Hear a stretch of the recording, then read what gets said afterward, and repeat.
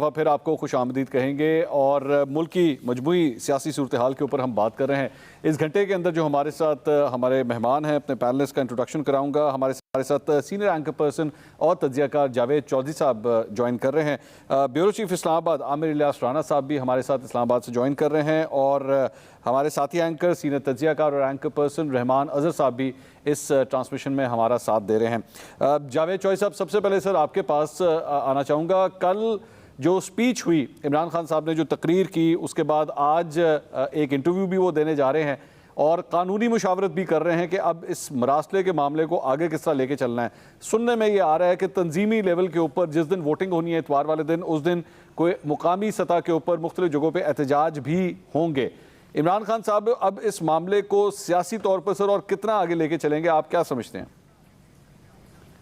देखिए, इस जो इशू है इसके दो पहलू हैं। एक कानूनी पहलू हो सकता है कि अगर कोई मुल्क एक आज़ाद मुल्क को इस तरह ट्विस्ट करने की कोशिश करता है और उसको ये वार्निंग दी जाती है कि अगर आप अपने प्राइम मिनिस्टर को चेंज नहीं करते तो आपके लिए मुश्किल हालात हो जाएंगे, तो एक कानूनी उसका तरीका है। कानूनी तरीका ये है कि हुकूमत पाकिस्तान फौरी तौर पे अपने एम्बेसडर को वहाँ से वापस बुलवा लेती है, यहाँ से जो चार्ज ये फेयर है उनको वापस भिजवा देती, इनका यहाँ से अमला कम कर देते, या एक प्रॉपर जिस तरह एक स्टेट करती है दूसरी स्टेट के साथ वो कर लेते। लेकिन वो प्राइम मिनिस्टर साहब ने उस तरफ नहीं गए। प्राइम मिनिस्टर साहब ने वो मौका ज़ाया कर दिया। 7 तारीख को अगर मरासला आया था तो आप इमीडिएटली अपने सफ़ीर को बुलवा के उससे पूछते हैं कि कितनी एमरजेंसी है ये और कितना ये सीरियस है, और उसके बाद फौरी तौर पे आप 4D अफेयर को बुलवा के आप अपना प्रोटेस्ट रिकॉर्ड करते और जो आप अपने डिप्लोमेटिकली कर सकते हैं आपको वो करना चाहिए था, लेकिन आपने नहीं किया। और प्राइम मिनिस्टर साहब 20 दिन वो लेटर, जो अगर वो बेइज्जती का लेटर है या वो साजिश है या वो गद्दारों के साथ एक एग्रीमेंट है, तो उसको लेके अपनी जेब में वो फिरते रहे और 20 दिन बाद उन्होंने एक अवामी जलसे के अंदर उसको लहराया और उसके बाद जो सूरत हाल है वो सामने है। दूसरा इसका पहलू वो सियासी है कि प्राइम मिनिस्टर साहब जो इस वक्त भी प्राइम मिनिस्टर हैं वो इसके लिए कोई कानूनी रास्ता अख्तियार नहीं करना चाहते और ना ही वो कुछ सफारती महाज के ऊपर खड़ा होना चाहते हैं। वो सिर्फ इसको डोमेस्टिक पॉलिटिक्स में इस्तेमाल करना चाहते हैं अपनी पार्टी, अपनी साख को बेहतर बनाने के लिए। तो मेरा ख्याल ये है कि इमरान खान साहब एक तो इस साजिश को दिल से ये समझते हैं कि साजिश नहीं है, ये एक मरासला है जिसको उन्होंने पॉलिटिकली इस्तेमाल किया, लिहाजा वो कानूनी तौर पे तो इसको इस्तेमाल नहीं कर रहे। अब वो पॉलिटिकली इस्तेमाल करेंगे और वो हर जगह पे इस्तेमाल करेंगे अपने वोटर को कन्विंस करने के लिए और पाकिस्तानी अवाम को बताने के लिए कि आपके प्राइम मिनिस्टर को किसी और मुल्क ने निकाला, जबकि वो मुल्क डिनाई कर रहा है इसको। सारी सियासी लॉट जो है दूसरी जो ज़ाहिर है जिसका गवर्नमेंट के साथ ताल्लुक नहीं है, वो इस मरासले को एक जाली मरासला समझती है और एक असेसमेंट समझती है जिसका वो समझती है कि दो मुल्कों के दरमियान इससे ताल्लुकात ख़राब नहीं होंगे। और इसके अलावा हमारी जो पूरी इस्टेब्लिशमेंट है जिसमें ब्यूरोक्रेसी है, जिसमें मिलिट्री इस्टेब्लिशमेंट है, और इसके अलावा जो हमारी जो सफारतकारी की कोर है वो भी इसको सिर्फ एक मरासला समझती है और किसी किस्म की थ्रेट नहीं समझती।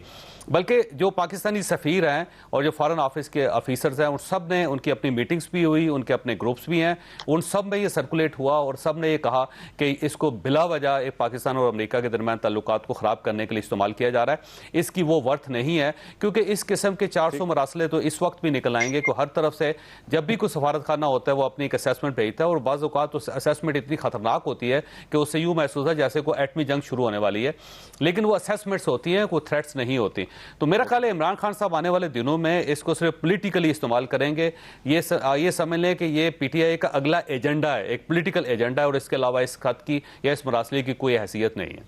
आमिर इलियास राना साहब, चौधरी साहब जो फरमा रहे हैं कि सियासी तौर पे मुकामी सियासत के अंदर डोमेस्टिक पॉलिटिक्स में वो इसको इस्तेमाल करेंगे, उनका वोटर क्या ये चीज़ बाय कर रहा है, करेगा, अगले इलेक्शन में इनके लिए हेल्पफुल होगा?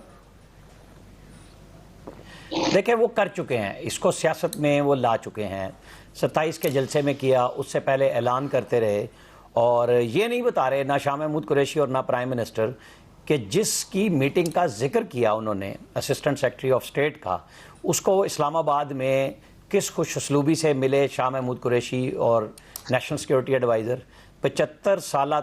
जो हमारे तकरीबात हैं कि हमारे सफारती ताल्लुकात हैं वो अमेरिका के साथ मनाने के ट्वीट किए गए। सबसे पहले तो उसका जवाब देना चाहिए ना, OIC के मौके पे ये सारे कैसे इकट्ठे बैठ गए थे, उसको जिसने थ्रेट किया बकौल इनके, और प्राइम मिनिस्टर को थ्रेट किया, इस मुल्क का थ्रेट बना दिया गया। तो ये तो एक ये फरला है और ये स्टेटमेंट खेलनी है। लेकिन अगला प्लान जो है ना वो ये है जो प्राइम मिनिस्टर इस वक्त मशवरा कर रहे हैं, मानते हैं नहीं मानते हैं, यू टर्न लेते हैं, नया टर्न लेते हैं, वो ये है कि इनको मशवरा दिया जा रहा है कि जी एक तो आप परसों जब 11:30 बजे वोटिंग होनी है उससे पहले आप रिज़ाइन कर दें, तो चूँकि फिर वो काउंटिंग नहीं होगी और सदर साहब आपको कह सकते हैं कि आप नए वज़ीर आज़म के इंतखाब तक वेट करें, आप ही रहेंगे, और वो फिर हिज़्ब इख्तिलाफ को नई रेक्विजिशन करनी होगी और फिर स्पीकर 14 दिन ले सकते हैं, ताकि ये क्यास जो 1 महीने से चल रहा है ये मज़ीद बढ़ जाए और इसी तरह सिचुएशन चलती रहे। और दूसरा ये है कि स्पीकर, वैसे तो आइन में ये लिखा हुआ है कि इधर आपके खिलाफ अदम एतमाद की वोट कामयाब होती है, स्पीकर अनाउंस करेगा तो आप अपने ऑफिस को होल्ड नहीं कर सकते, और असम्बली का सबसे पहला काम होगा कि नया कायदे ऐवान का इंतखाब करें। लेकिन चूंकि स्पीकर शुरू दिन से प्राइम मिनिस्टर की इंस्ट्रक्शंस में है तो वो उस सेशन को प्रोरोग कर सकते हैं, ताकि आप जाएं या नई रेक्विजिशन दें, फिर 14 दिन मिल जाएं आपको, या आप सुप्रीम कोर्ट में चले जाएं। इस वक्त तो गेम ये हो रही है कि अच्छा जी फिर ठीक है, हम नहीं तो फिर कोई भी नहीं, क्योंकि ये अगर आप जिन सिफारती मरासलों की हम बात कर रहे हैं और बहस हो रही थी, तो देखें कि इस वक्त पाकिस्तान के दुनिया भर से सफ़ीर भेज क्या रहे हैं फॉरेन ऑफिस को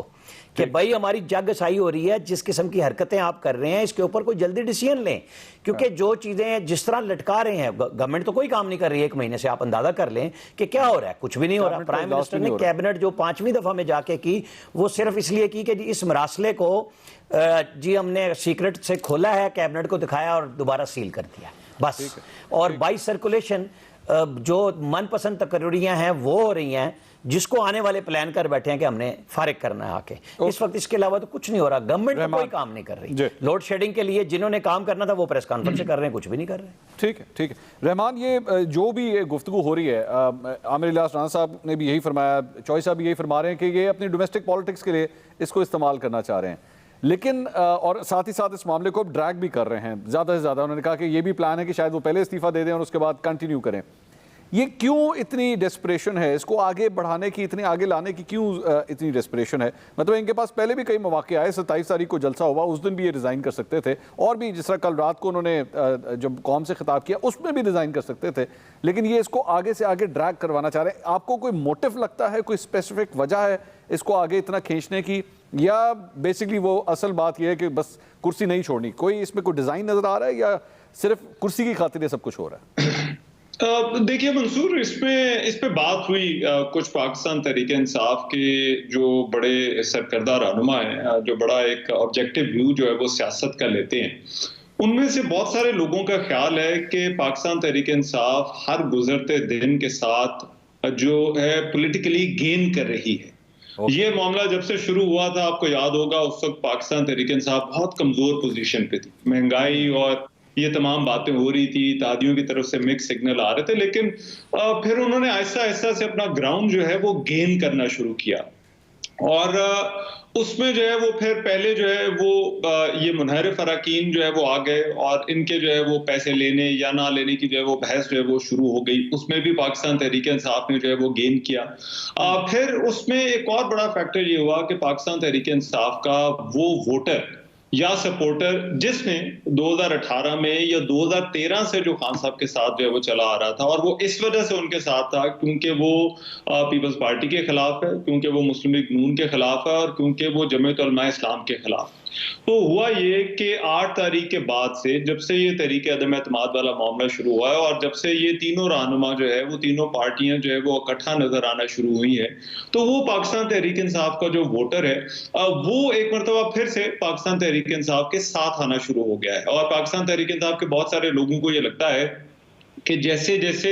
ये वक्त गुजरेगा तो ये उनकी जो पॉलिटिकली जो है वो गेन कर रहे हैं, वो स्पेस दोबारा वापस आ रहे हैं। और उसमें देखें 8 तारीख जब बिलावल भुट्टो जहां पर मार्च लेकर आए थे और जब तहरीक अदम एतमाद पेश करने का ऐलान हुआ था, उस वक्त से लेकर अब तक पाकिस्तान तहरीक इंसाफ की जो पॉलिटिकल पोजीशन है उसके अंदर तब्दीली आ चुकी है। अच्छा, फिर उसकी एक आज जब सुबह की सूरत हाल देखें तो उसमें हम खैबर पख्तूनख्वा का जो दूसरा मरहला था इंतखाबात का, उसके नताइज भी जो है वो अब आ रहे हैं। तो वहां पर जो पाकिस्तान तहरीक इंसाफ का जो एक स्ट्रॉन्ग होल्ड रहा है, और दूसरे मरहले में तो वो इलाके कहा जा रहा था कि वो इलाके शामिल है जहां पर मुस्लिम लीग नून का जोर है, लेकिन कहीं ना कहीं ऐसा जरूर लगता है कि पाकिस्तान तहरीक इंसाफ के उस वोटर को भी दोबारा से मुतहरिक कर दिया है सारी की सारी मूव ने। ओके। अब जो असेंबली के अंदर हैं वहां पर तो नंबर्स हैं, डिपेंड करते हैं मुनहरे फराकीन के ऊपर और जो है वो इत्तेहादियों के ऊपर। लेकिन पार्लियामान के जो बाहर की पोजीशन है वहां पर ये वोटर और ये पब्लिक जो है, जो पीटीआई का वोटर सपोर्टर है, वो उनके लिए मैटर करता है। और पाकिस्तान तहरीक इंसाफ के लोगों को लगता है कि ये लड़ाई जितनी लंबी चलेगी, ये जितना लंबा जो है वो खिंच सकता है, उसमें पाकिस्तान तहरीक इंसाफ जो है वो अभी जहां पर उन्होंने नीचे से शुरू किया, बल्कि एक ने तो कहा कि हम इससे नीचे नहीं जा सकते थे जितना हम नीचे चले गए थे, तो यहाँ के बाद इसके बाद जो है वो अगर जब ये सियासी लड़ाई जो है वो शुरू होती है तो इसमें हमने गेन ही करना है। तो पाकिस्तान तहरीक इंसाफ के बहुत सारे लोगों को लगता है कि पाकिस्तान तहरीक इंसाफ जो है वो अभी गेन कर रही, वो अपनी पोजीशन में जो है वो वापस आ रही है। कहा जा सकता है कि बेसिकली डिलिबरेटली बाय डिजाइन ये सब कुछ हो रहा है। सो अगर यही सब कुछ एम है और आप रहमान जिस तरह फरमा रहे हैं कि पाकिस्तान तहरीक इंसाफ इस हर गुजरते दिन के साथ इसको गेन कर रही है, तो फिर इसका मतलब है कि ऑपोजिशन ने एक्चुअली इस पे अपना थॉट प्रोसेस ठीक नहीं रखा, जो उनका थिंक टैंक था, क्या उससे कैलकुलेशन गलत हुई है? और ये जो कहा जा रहा था कि इमरान खान साहब जो है वो सियासी शहीद बन सकते हैं इस सारी मूव के बाद, तो क्या एक्चुअली ऑपोजिशन का ये डिज़ाइन जो है वो उसमें कोई गलती थी? जावेद चौधरी साहब और आमिर इलियास राना साहब इस पर क्या कमेंट करते हैं ये जानते हैं एक छोटे से ब्रेक के बाद।